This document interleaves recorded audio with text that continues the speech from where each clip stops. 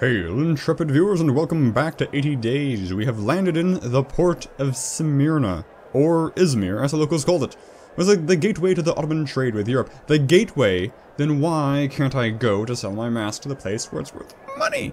Ugh. The British and French had their own consulates and private quays, but there was also Dutch and Venetian flags amongst the fleets of trade ships and dirigibles. I roamed the dock, inquiring into onward passage. Yes, I do want to talk to the Greek textile merchant. That sounds pretty cool, but I don't have liquid funds. I need more routes.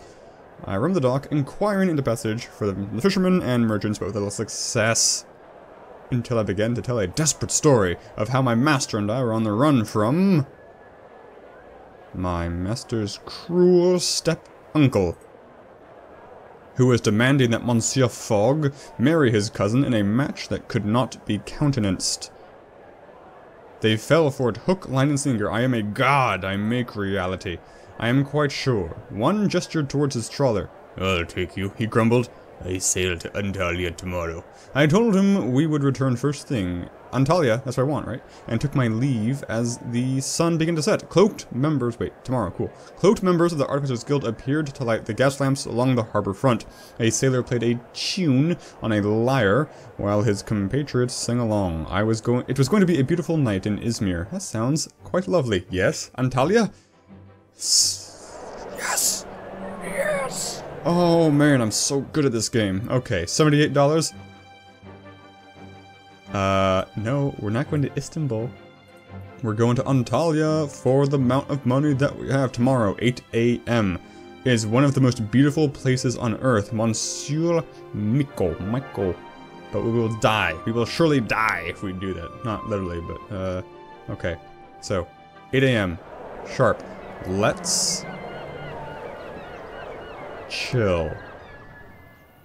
I went to bed super early. I should heal a metric ton. Or 2, whatever. Or 4, I mean. I took a brief turn around the docks once more as the moon rose and came across a few grizzled souls playing dominoes. I despise dominoes, so I hurried quickly on. I have to go catch my thing. Hey, just football pastime. Let's go. Oof. Let's do it. Embark. The ticket price is 110 more than we can pay. What happened? Why is that hotel so expensive? To the market. Market. Sell the railway cap. Dang it. Can I sell this? Yes, we don't need Europe. Here are some timetables for Europe. Yes. Okay, back it up. Depart. Oh, did I just miss it? Did I just freaking miss it? Tomorrow at 8 a.m. Why is the clock so fast? I couldn't make the market in time. Oh my gosh.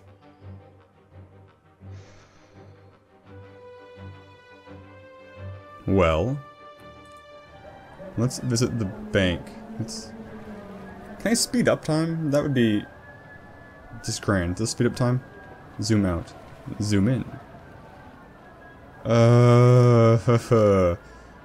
Oh man. Look how fast it is. I did not think that was going to be a problem.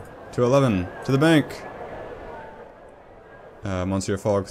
Oh wait, it's not going to work. Because we're going to leave before the bank opens in the next day. Yeah. Today's Friday? Yeah, they close to the weekend. Yeah. We're not going to do that. Let's just sleep on the streets.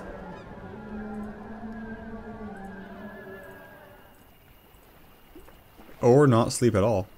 If I don't sleep on the streets, then how can I lose HP?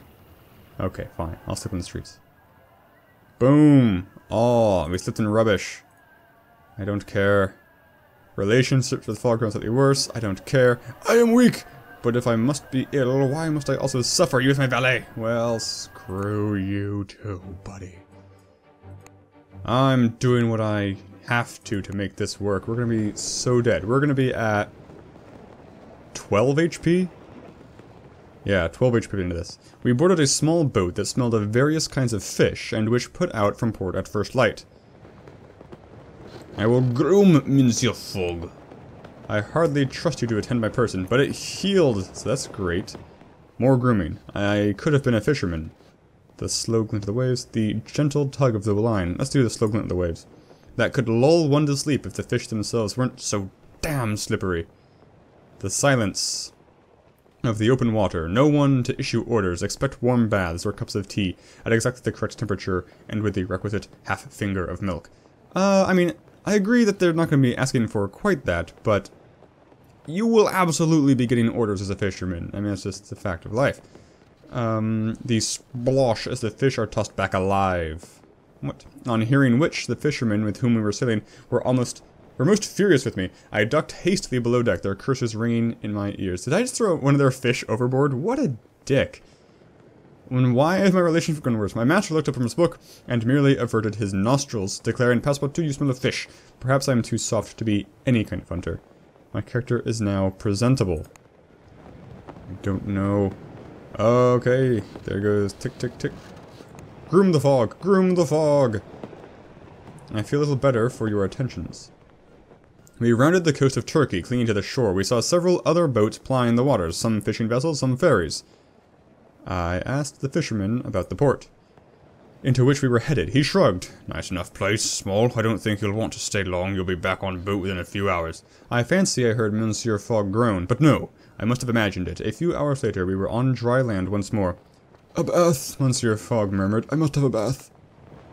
Okay, well, I'll fence this mask. People in Antalya, they go nuts for masks, let me tell you. Mask. Ba-boom! So rich. Other bracers. Bracers made from fine cowhide, flexible but highly durable under the greatest strains. Valuable in Alexandria, Baghdad, and Tehran. Eastern spices, valuable in Ha'il, Alexandria, and Beirut. The Indian train timetable. I will buy this. I will sell this. And these spices are crazy cheap, so I'll buy that. Are these cheap too? Yeah, they are. Also, I'm crazy rich, so... We pulled it off, lads. We pulled off the heist of the century. These nincompoops didn't know what was hitting them when I came in with my mask. I cornered the mask market. Ooh, Bombay. So, I think, though, I have made an excellent trade. Indeed, Monsieur Fogg. Love me. Chittagong. I think I would like to avoid boats for the foreseeable future, because I think a boat will kill us. I spent my afternoon rambling about Kalaichi, the historical center of Antalya, which was where I happened upon a group of Turkish dockhands unloading crates of Venetian goods into a warehouse flying the French flag. They had a passable grasp of French, no doubt a prerequisite of working for their French employer, one Monsieur Fontaine. "Though we've never met him," one of them added bitterly. "Is he a good employer?" I asked politely, simply to make small talk. Alas, my innocent inquiry was not taken as such. "Why do you ask?" a dockhand fired back, crossing his arms. "Perhaps you are Monsieur Fontaine." "You found me out. You come work for me now." "My name is Passepartout," I protested. "A likely story," was their retort. "That is not even a real name!" A most hurtful accusation. So I revenged myself by threatening to cut their pay. And despite my protest to the contrary, the idea of their master masquerading as a tourist was not to be dislodged. After resigning myself to the role, I gave a booming laugh, the sort that Monsieur Fontaine in my imaginings would boom. Alas, behind his bluff exterior, he had only recently suffered heartbreak. Or, such an empathetic fellow, he was prone to making friends. Let's go that one. And acts of random generosity. Alas, my invented backstory saw me doling out banknotes to those dockhands quite haphazardly. Crap. Thus, I was ensconced in my role. I spent a cheerful, if deceptive, afternoon getting to know my employees, and inspecting the merchandise. They cracked open a crate to reveal a treasure trove of Venetian glass glittering blue-green in the Anatolian sun. I pocketed a particularly fine piece, before they bid me a respectful farewell. My funds have gone down a little. Relationship with Fogg have improved slightly. He wasn't there! What happened? I don't understand. Well, our only option... we have to go to Riyadh. That's our next goal, I suppose. Let's explore. What do we got? Okay, we got ways out of this place, this hellhole. I took a few hours to explore, investigating the various options for how we might continue our journey. Look at my stuff. Isn't my stuff amazing? We need to go to like high up Beirut. Where's my Venetian glass? Rydal. Let me look at the map. Time, stop moving, please. Oh, I can't view things from here. This is a different thing. Okay. I just want to plan? Plan. Does time pass while I plan? It does, and quite quickly. Great. Okay, so I can't go to Istanbul. There's only one more boat trip to Beirut. What would you cost me? 6 HP. That is fine. Tomorrow at 11 AM? That is fine. We can do that. We can pull that off. Cool, let's do that. So only options. This is the only option. I mean, for now. Unless this discovers something. So Monday... Wait, what time was it? 11 AM? Can the bank give me money before that time? I think so. Although, do I need more money? I feel like we're going to be robbed at some point. I just wasted 2 hours, didn't I?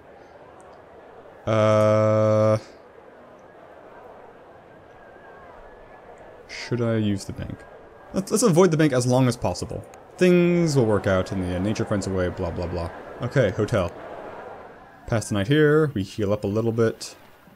Boop beep boop beep boop beep boop. As night fell, my serious concerns about Mr. Fogg made me seek out a doctor. I spent a few hours polishing shoes in the lobby, earning £99 in fees and tips. Wow! As well as discovering from him that the fastest way to Alexandria is through Beirut. Most intriguing. My funds have gone up a fair amount. Okay, let's get the duck out of Fodge. Did I uncover a path? I really wanted to take this path. This looks really cool. But I really think I screwed things up earlier. And, that's not going to work. I think it would actually kill us. Okay, let's go! Hi-ho, silver away! Ooh, a big ship. The merchant trader Nefertiti. The Nefertiti was a tall-masted Egyptian clipper that sailed around the coastline from Antalya all the way to Alexandria. I was content to enjoy the ride. Yeah, let's not rock the boat. I was content to enjoy the ride for as long as it would last. The boat sailed smoothly, the water was clear and beautiful, and, with Monsieur Fogg happily ensconced below decks, I was free to... not scramble about the rigging. Holy crap, is that a bad idea. Enjoy a stroll on deck well into evening. As though I was the traveling gentleman and not his personal Sherpa. My character is now polished. Cool. Let's groom. We need to heal. I beg you, do not try to entertain me, Passepartout. The evening drew on, and the crew served gin slings with great cheer, the captain nodding to me as the liquor was poured. "Enjoy," he called. I saluted him with my glass, and savoured the cool drink as the sun went down in fire and smoke across the sea.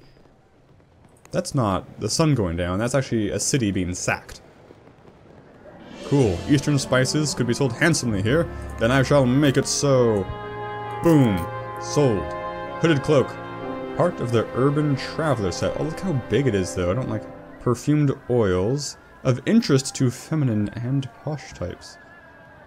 A neck cushion. The frequent flyer set. The railway whistle. Hey, railway man. Railway man. We can masquerade as railwaymen now. Huzzah. Who knows what the heck good that does to anybody. I kinda want this hooded cloak. Part of the air traveler. Frequent flyer. Part of the left of the lost. Leather bracers. Where did I buy these? I can sell them for... I believe this is a £2 profit. And that would make room for the hooded cloak.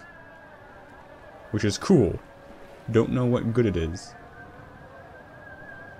I don't know if these are useful at any point later on. That's the problem.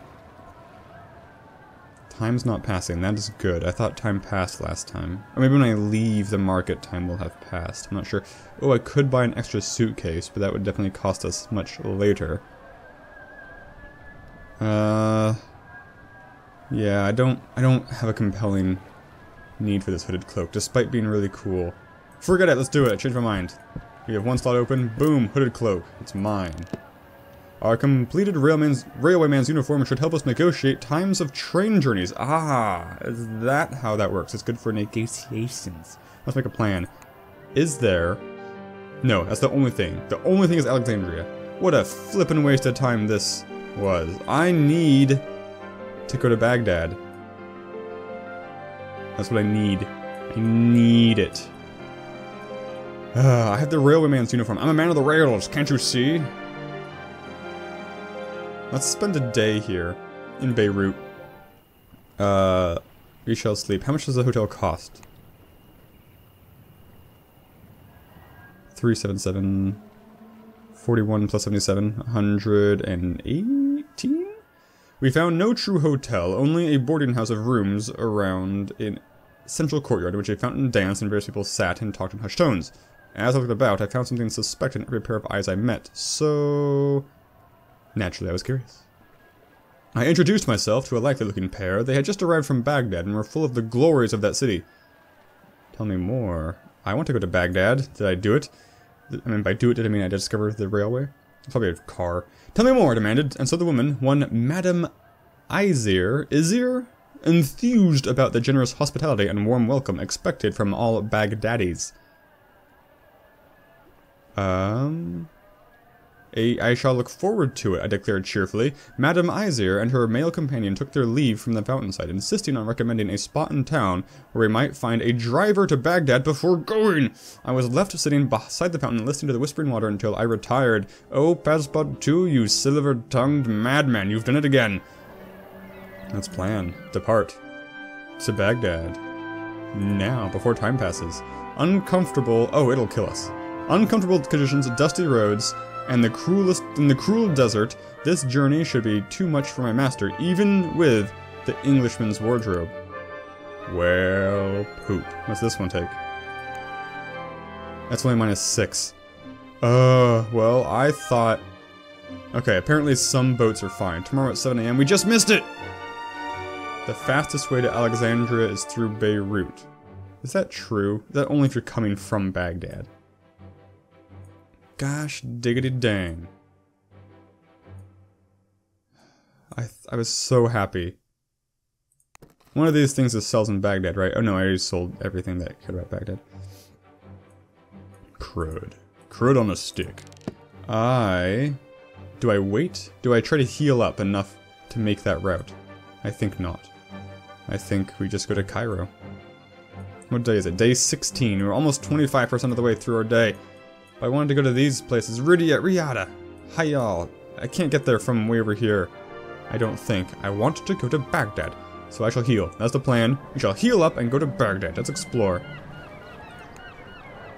I need a better way to heal. I don't know what a good way to heal is. Oh, exploring. Oh, skip Baghdad. I don't actually care about Baghdad. It's just the ends to the means. Steamers thronged Beirut's modern harbor, and airships hung in the air above, tethered with long cables to rows of purpose-built iron rings, which ran perpendicular to the docks. We can go by airship. Well, I didn't get any airship stuff.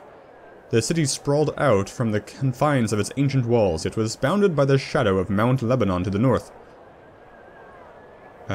No game of dice. A group of merchants were heading into the city, and I thought it prudent to follow in their footsteps. I fell quickly into conversation, of course. They were all Maronite Christians, displaced by the conflicts with the Druze tribes of the Mount, and eager to make their fortunes. They were well disposed towards me, because French pressure on the sublime port of Istanbul had prompted some reforms in their treatment. They were curious as to my presence, so I told them my story. They were utterly bemused by Monsieur Fogg's wager, and our pressing need to travel the world in 80 days. One of the Maronites, possessed of remarkably blue eyes, seemed to take pity on me. Perhaps you should look for Al-Talib, he suggested, while his compatriots tried to silence him in Arabic. Is it a man or a place? I asked. His name means the student. He is a great inventor, the merchant explained. They say he was once a favorite of the Al-Sads in Riyadh, but their rivals, the Al-Rashids, threatened to start a war to claim his inventions. But because he was a peace-loving man and wished to avoid bloodshed, he just packed up his things and walked into the desert. I asked where he could be found, but nobody knew exactly where until the youngest piped up. My uncle is a camel driver in Hyle. He told me he saw a strange pyramid going with lightning in the Rub al-Khali. It must have been Al-Talib.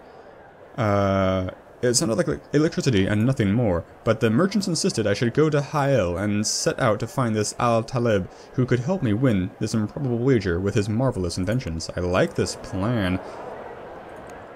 What's it look like? What's it look like? Is that gonna kill us? -5. Negotiate! Boom! The Englishman's wardrobe should yield results. Most generous, no charge, tomorrow. Awesome. Tomorrow at 10 a.m. This game, I have like a silver spoon in my mouth. This is friggin' awesome. Getting so lucky. Before retiring, I found a local doctor. I ran a few errands. I found a local doctor to attend to my poor master. He took my master's temperature with a mercury thermometer. A mild fever, I would say. 2 days to recover to full strength. It was too long. But I still healed a bunch. It was too long. We couldn't afford to wait. The doctor sighed, did what he could, and left. Yeah, did what he could. It was good enough. Beirut, let's just go now. Boom, bam. Thank you, ma'am. High winds. This looks like a bothersome experience, but the pocket Altimer from our air travel set should make my master more comfortable. If I had that pillow, things would have been even better, I suppose. Look at that airship! That's weird looking and cool. Weird in a very good way. Look at all those. It's crazy. Love it. Ooh, helicopter pilot. Anyway, we departed Beirut on an Ottoman Gaelic airship. The envelope was painted all over. There's no envelope. It's all propellers. What are you talking about? The envelope was painted all over with interlocking geometric patterns, which continued into the corridors inside. I do like Ottoman geometric patterns. Seriously, they're very cool. I could feel the rumble of the engine below my feet, louder than I was perhaps used to. The Gaelics were coal gas rather than steam powered, a useful feature since so much of Ottoman land was desert. No, that makes sense. Let's groom the fog some more, heal him up a little bit. I am hardly comfortable. Only 2 points, I need a better comb. I looked in on the control room, more spacious than the European standard, but similarly arrayed with altimeters, gas valve controls, inclinometers, and gyroscopes. I say gyro. Is it gyro? I don't want to do either of these things. I waved to the captain, who cast me a wary look and signaled for a crewman to attend me. "Can I help you?" the crewman asked in passable French. "What can you tell me about Hael?" I asked. The crewman shrugged. "Not much. It's a much nicer place than others around here." What is the best way across the desert?" "Camel," he shrugged. "Nothing else travels in a desert." "What about airships?" "Not that I know of." I sighed. A low buzzer began to sound, and the captain began barking orders as we descended. The crewman excused himself, and I paced the observation deck until we docked at our destination, the desert settlement of Hael in the Al Rashid Emirate. So I don't actually know how I'm supposed to find the Al Tilil guy. Yeah, let's hotel it up. Do I have everything to sell? I don't think I do.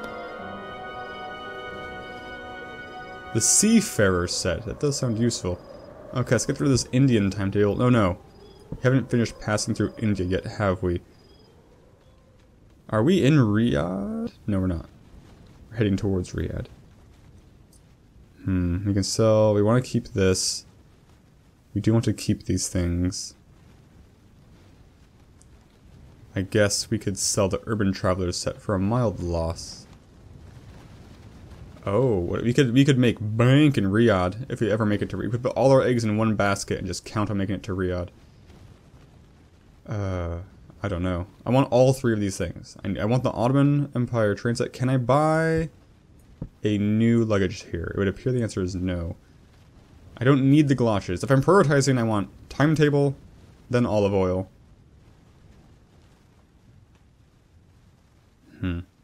I don't think this is worth anything unless I complete the set. Really. And this is a huge set. The olive oil is a... Oh, wait. The olive oil is too big. I don't even have the luggage that could possibly carry the olive oil. So I think I'm just going to sell the hooded cloak and buy the timetable.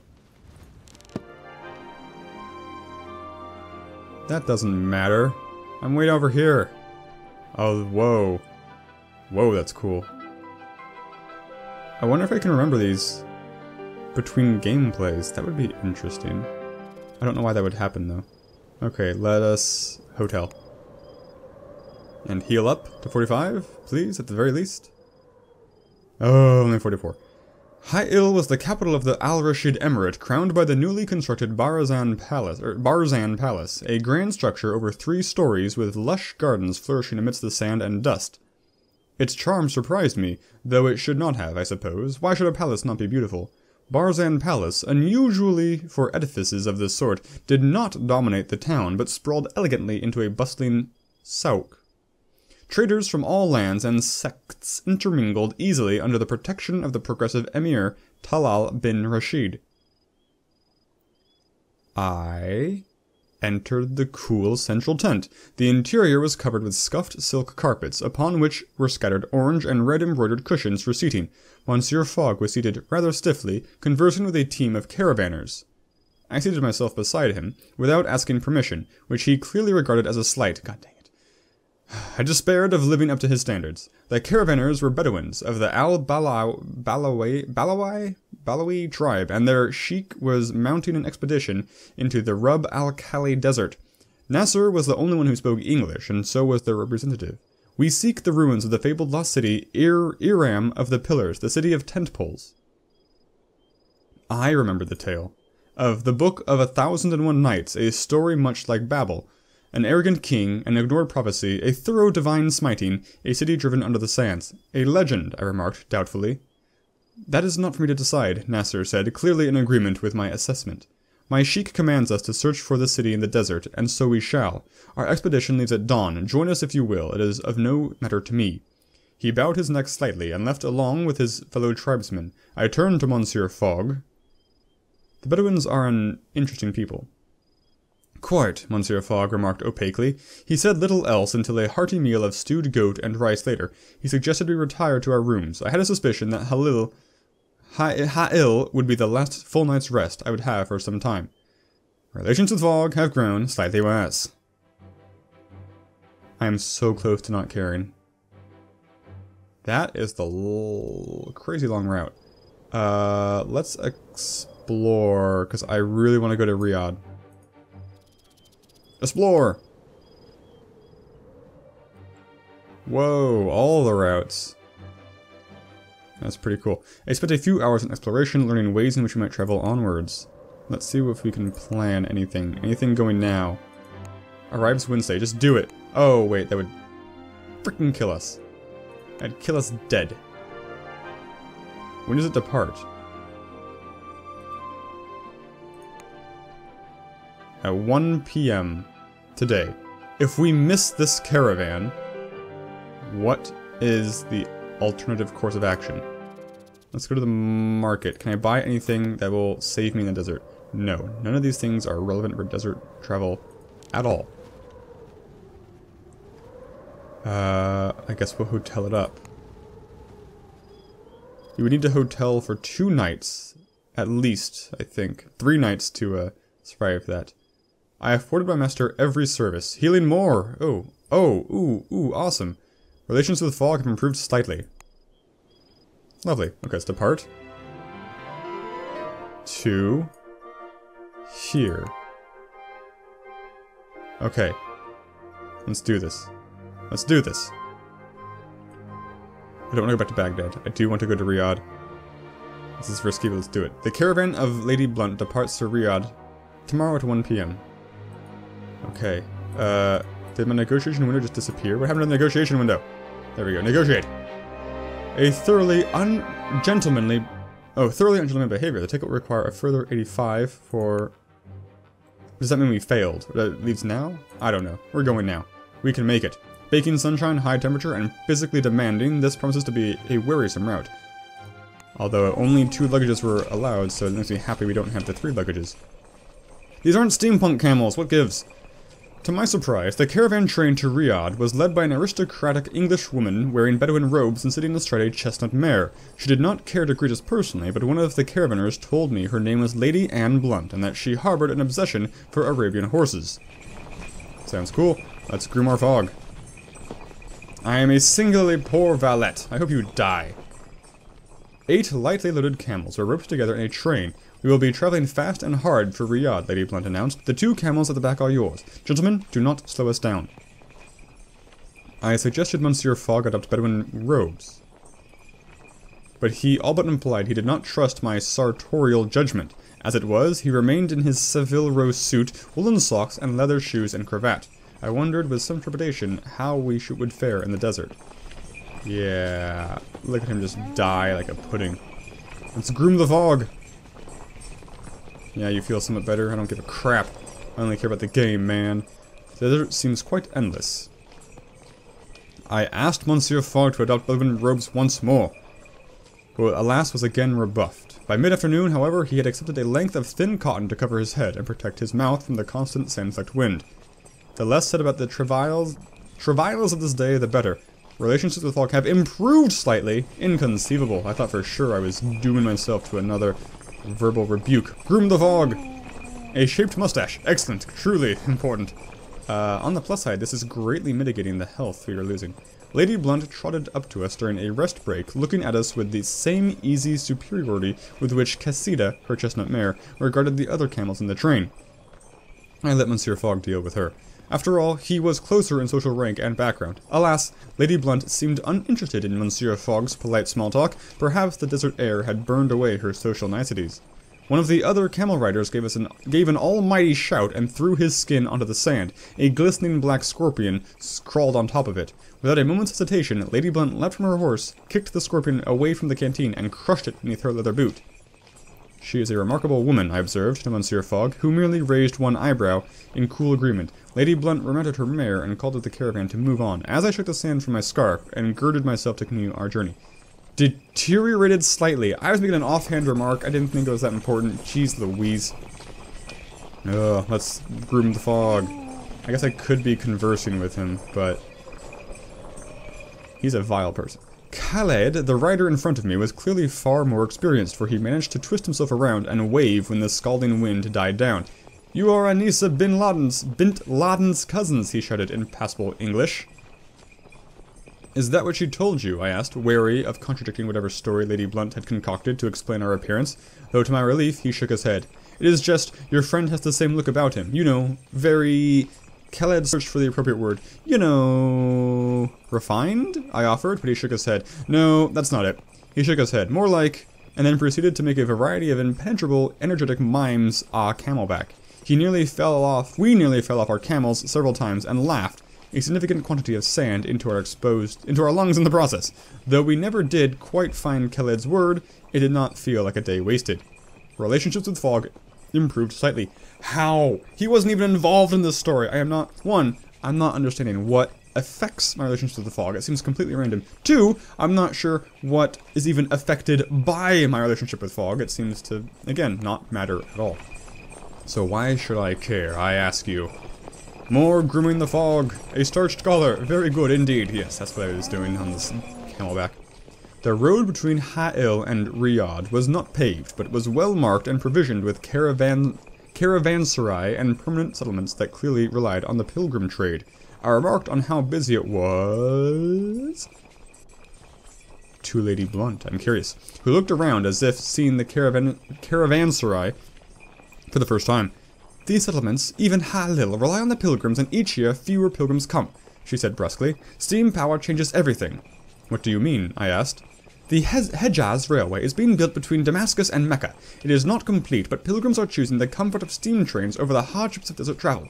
She shrugged and looked away. What will happen to these people?" I asked, looking around at the joking camel drivers, the merchants selling date halwa, and scarves and trinkets and meat. "These settlements will dwindle. The men will probably leave to seek work on the railway, leaving their families behind. In a few generations, perhaps, the skills of dyeing cloth and weaving and handicrafts will be the province of grandmothers." "But they will have new skills," I insisted, unwilling to accept her perspective. "Skills fit for the modern world." Lady Blunt sighed. "How strange," she remarked, "that progress seeks to recreate London wherever it reaches. I find it curious." Before I could reply, she had tugged on her mare's reins and trotted away. Curious, yes. A most curious day. I was hoping to get a little more out of that, but I didn't get anything negative, so that's fine. Wow, we lost way more health than I anticipated. I cannot deny that I looked forward to easing myself from camelback with the sure knowledge that I would not be called upon to mount again the next morning. Their hairs are thick and surprisingly sharp, capable of poking through even the most sturdy of woolen trousers. That is all I will record about the subject. I gave Monsieur Fogg a sip of water, for which he was rather grateful, though you would not have known it without a practiced eye. As we reached the outskirts of town of Riyadh, Lady Blunt unroped her mare and dropped back to bid us goodbye. "My grandfather would have left you in the desert and not looked back," she informed me without inflection. "You are lucky I am not him." Well, quite so, given that her grandfather was the notorious Lord Byron, mad, bad, and dangerous to know, as the London wits would have it. "Good luck on your future travels," she said primly. "I doubt we shall meet again. Or will we?" Khaled, rather more practically, gave me the name of his uncle in Riyadh, and so armed, we entered the small town of pale, sand-smooth buildings on foot. Relations with fog have improved slightly. Is that for the water? Boom. Made it. Okay. Venetian glass could earn us well here. Venetian glass. Boom. That didn't seem like a lot. Whatever. Sailor's cap. Part of the seafarer's set. Well, I didn't get the boots. False passport. Part of left of the law. Scented candle. Muscat Suez. The draughts set. Of interest to wistful, suspicious, foreign, and sea dog types. I kinda want the neck cushion, because I want to be a frequent flyer. Who knows if I will be, though. I'd rather have the air traveler set. Part of the law. I don't know. We'll buy the neck cushion for now. I can fence it later. I have enough money for a while. Let's explore. I need to heal. That's my main thing, I guess. Which of these routes is airship?